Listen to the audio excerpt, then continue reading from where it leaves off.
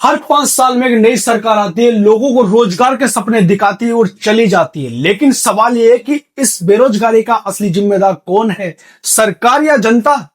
अक्सर लोग बेरोजगारी को नौकरी नहीं मिल रही से जोड़ देते हैं, लेकिन वह बेरोजगारी अक्सर होती ही नहीं है। बेरोजगारी 3 प्रकार की होती है। सबसे पहली बेरोजगारी की नौकरी है ही नहीं, दूसरी वो कि स्किल्स के हिसाब से नौकरी नहीं, और तीसरी वो जहां पर कम लोगों की जरूरत है लेकिन काफी ज्यादा लोग भरे पड़े हैं, जिस हिसाब से प्रॉपर तनख्वाह किसी की नहीं मिल पाती। भारत में समस्या सिर्फ नौकरी की नहीं है, समस्या है तो कम स्किल्स, कम अवसर और गलत दिशा, गलत कोर्स और गलत अवसरों की है। क्या सरकार इस बेरोजगारी की बढ़ने की जिम्मेदार है? रोजगार की नीतियों की कमजोरी। सरकार को ऐसे सेक्टर्स पर ध्यान देना चाहिए जो लोगों को रोजगार में बढ़ावा दे, जैसे कि आईटी सेक्टर्स, टूरिज्म, कृषि, हेल्थ केयर वगैरह। लेकिन कई बार नीतियां धीमी पड़ जाती है और नया उद्योग खुलने में टाइम लगता है, जैसे कि निवेश, अनुमति, लाइसेंस वगैरह में, और इन सब की वजह से ये नीतियां धीमी पड़ जाती है। सरकारी नौकरियों में देरी और घोटाले। या तो भर्ती निकलती नहीं, निकलती है तो परीक्षा टल जाती है, पेपर लीक, कोर्ट केस और रिजल्ट में काफी सारी देरी। इन सब में युवाओं की उम्र ही निकल जाती है और बेरोजगारी बढ़ती जाती है। हमारे भारत में डिग्रियां बन रही है लेकिन नौकरी नहीं।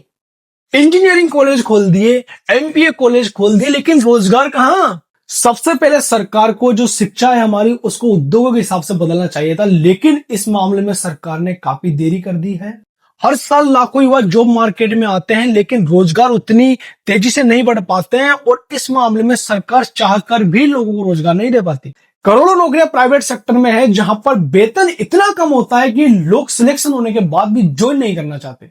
लेकिन अब बात करें कि अगर लोग छोटा अपना बिजनेस भी स्टार्ट करना चाहे तो उसमें क्या क्या मुश्किल है, जैसे कि जीएसटी, कंप्लायंस, लाइसेंस, फंडिंग, और इनकी वजह से छोटे व्यापारी काम ही नहीं कर पाते हैं। तो क्या इन सब की जिम्मेदारी सरकार की है? हाँ, काफी हद तक। लेकिन अब बात यहीं खत्म नहीं होती। अब बात करते हैं हम जनता कहां पीछे है।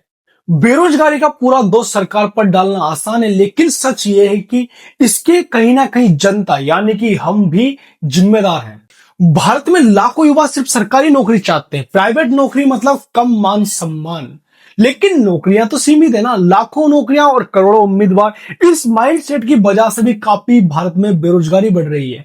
वही हमारे भारत के बिजनेसमैनों का कहना है कि हमारे पास नौकरियां तो काफी सारी है, लेकिन हमारे पास स्किल्ड लोग हमें नहीं मिल रहे हैं। वही युवाओं का कहना है कि हमारे पास में डिग्री है लेकिन नौकरी नहीं है। इस डिग्री और स्किल्स के बीच में काफी ज्यादा खाई बढ़ती जा रही है, क्योंकि डिग्री एक ऐसी चीज है ना जो एक सिर्फ फाइल में रखने के लिए बहुत अच्छी लगती है, लेकिन उससे स्किल्स तो नहीं आती ना, क्योंकि हमारी जो शिक्षा नीति है वो बचपन से लेके हमें जो पढ़ाया जाता है वो नौकरी में कहीं काम आता ही नहीं है। ये पूरी दुनिया बदल रही है लेकिन हम नहीं बदल पा रहे, क्योंकि हमारी जो मानसिकता है वो छोटा काम करने में या स्टार्टअप करने में हम लोगों को शर्म आती है।